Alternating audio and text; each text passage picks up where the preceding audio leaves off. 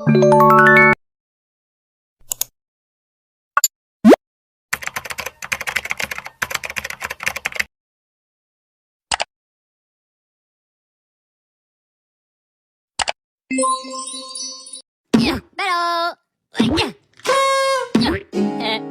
Pull! Oh!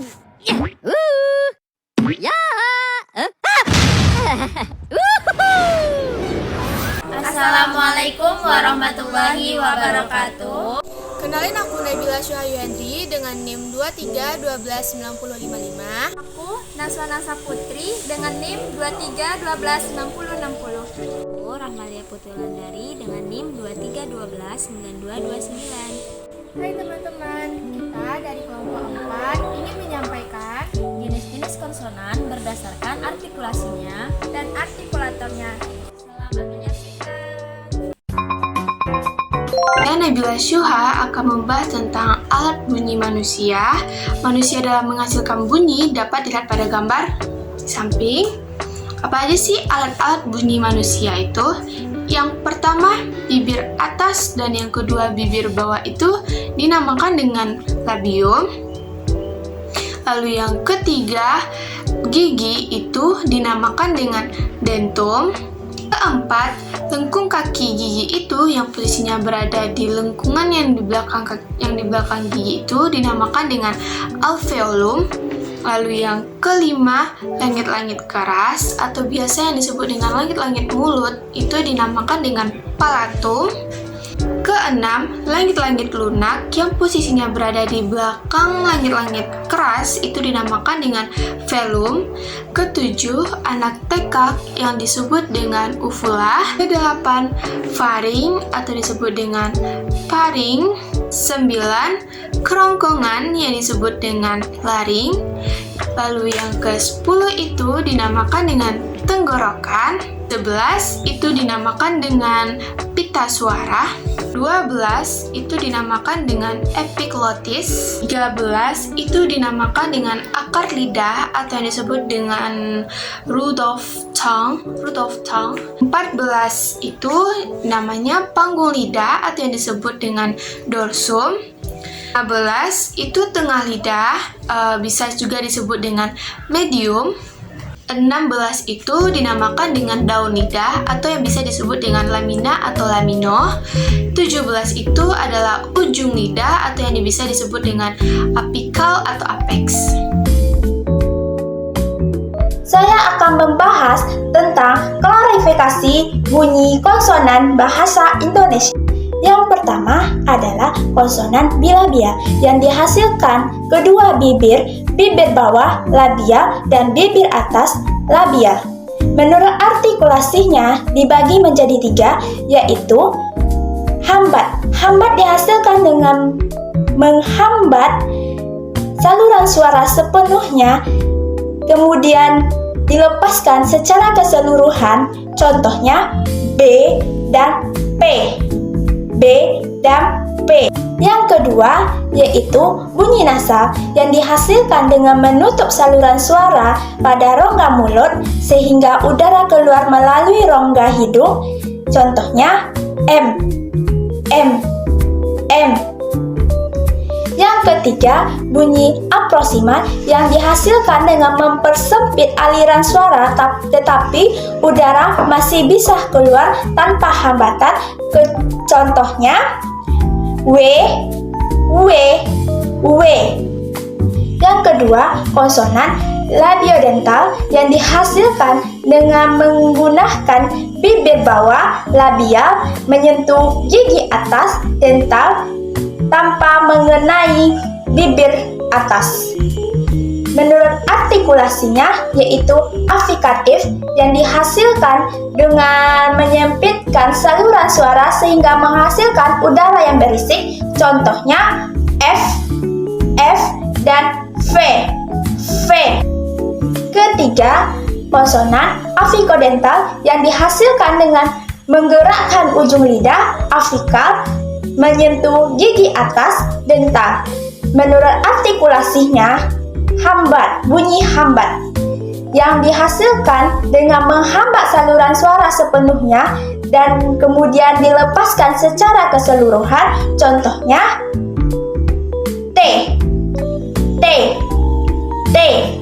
4. Laminoalveolar dihasilkan dengan menggerakkan daun lidah menyentuh gusi atau lengkung kaki gigi bagian atas. Menurut cara artikulasinya, laminoalveolar terbagi menjadi 5. Pertama, yaitu hambat, yaitu menghambat saluran suara sepenuhnya lalu dikeluarkan secara keseluruhan. Contohnya saat kita menyebut huruf D. Yang kedua, frikatif, yaitu menyempitkan saluran udara sehingga mengeluarkan udara yang berisik. Contohnya saat kita menyebut S dan Z. Ketiga, yaitu nasal, yaitu saat kita menutup saluran suara pada rongga mulut sehingga mengeluarkan udara pada rongga hidung. Saat kita menyebut N. Keempat, getar, yaitu saat kita menyebut huruf R, yaitu lidah kita berada di posisi kaki gigi bagian atas, R. Kelima, lateral, yaitu apabila ujung lidah bersentuh dengan gusi dan udara keluar melalui samping lidah, yaitu saat kita menyebut huruf L.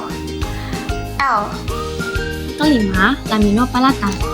Laminopalatal terdiri dari dua kata, yakni lamino dan palatal. Lamino merupakan daun lidah, sedangkan palatal langit-langit keras. Sehingga dapat disimpulkan, laminopalatal dihasilkan dengan cara menggerakkan daun lidah menyentuh langit-langit keras. Menurut cara artikulasinya, laminopalatal dapat menghasilkan 4 jenis bunyi. Yang pertama, afrikatif. Afrikatif ialah menghambat saluran suara kemudian melepaskannya melalui aliran udara yang berisik. Contohnya ketika kita menyebutkan huruf C dan J. Yang kedua, frikatif. Frikatif ialah menyempitkan saluran suara sehingga mengeluarkan aliran udara yang berisik. Contohnya ketika kita menyebutkan kata she. Yang ketiga, ada nasal. Nasal ialah menutup saluran suara pada rongga mulut sehingga mengeluarkan udara pada rongga hidung. Contohnya ketika kita menyebutkan kata nye. Yang keempat, aproksimal. Aproksimal ialah mempersempit saluran suara tetapi udara masih bisa tetap keluar tanpa hambatan. Contohnya ketika kita menyebutkan huruf Y. Yang keenam, ada dorsovelar. Dorsoveral berasal dari dua kata, yaitu dorsal dan veral. Dorsal merupakan pangkal lidah, sedangkan veral merupakan langit-langit lunak. Dapat disimpulkan bahwa dorsovelar dapat dihasilkan dengan cara menggerakkan pangkal lidah dengan menyentuh langit-langit lunak. Menurut cara artikulasinya, dorsoveral dapat menghasilkan 3 jenis bunyi.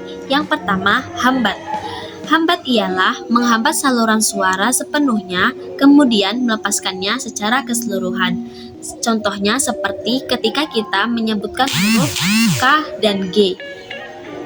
Yang kedua, frikatif.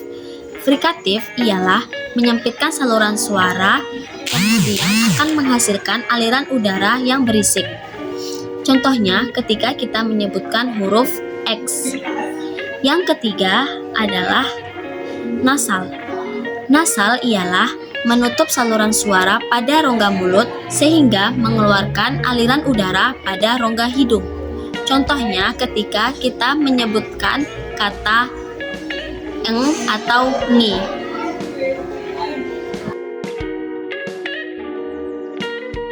Bunyi vokal bahasa Indonesia. Yang pertama, pada huruf A.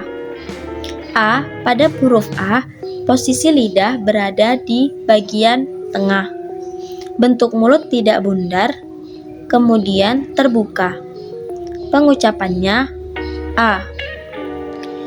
Yang kedua, pada huruf I.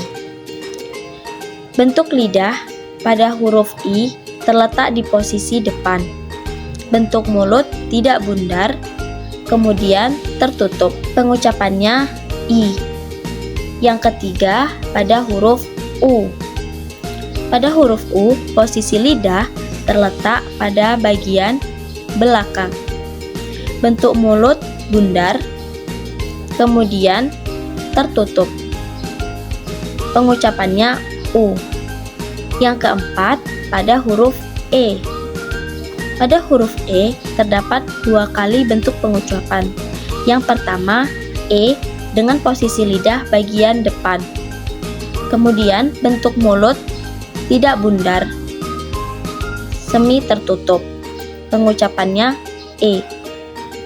Selanjutnya, E pada posisi lidah di belakang. Bentuk mulut tidak bundar, semi tertutup. Pengucapannya E.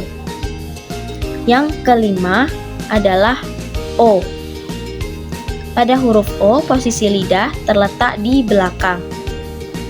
Bentuk mulut bundar, semi tertutup. Pengucapannya O. Thanks for watching.